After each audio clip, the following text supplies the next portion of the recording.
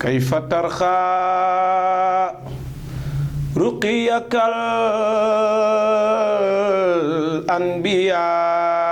الأنبياء يا سماء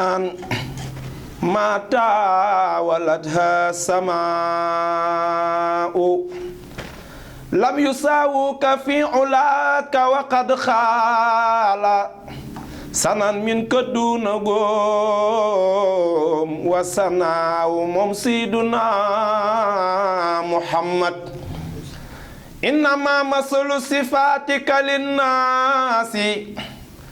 كما مثل النجوم الماء ممسيدنا محمد أنت مصباح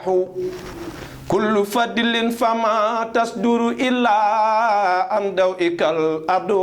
الأضواء لك ذات العلوم من عالم الغيب ومن حال آدم الأسماء ممسيدنا محمد لم تزل في دمائر الكون تختار لك الأمهات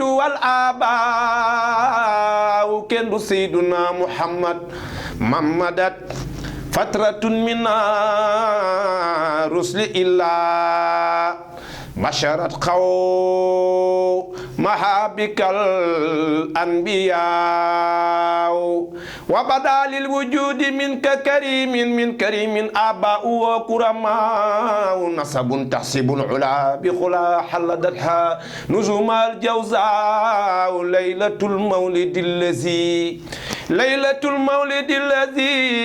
ليلة المولد الذي دفلني نمغل بسجود سيدنا محمد ليلة المولد الذي كان للدين سرور بيومه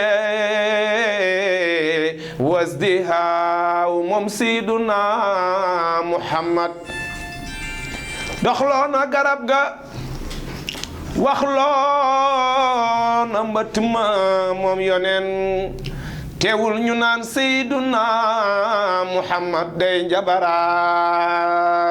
moom yonen doxloona garab ga waxloona mbët ma teewul ñu naan Seyduna Muhammad day njabaraan yàlla naan montagne yi te nga daanu sa kaw yonen naan déedéet ndax kenn ci ñoom seen doom wala ñoom wala seen mbokk mën naa ñëw ëllëg gëm nga kooku mooy Seyduna Muhammad subhaana rabbika rabbil izzati amma yasifuna wa salaamun alal mursalina walhamdulillahi rabbil alamin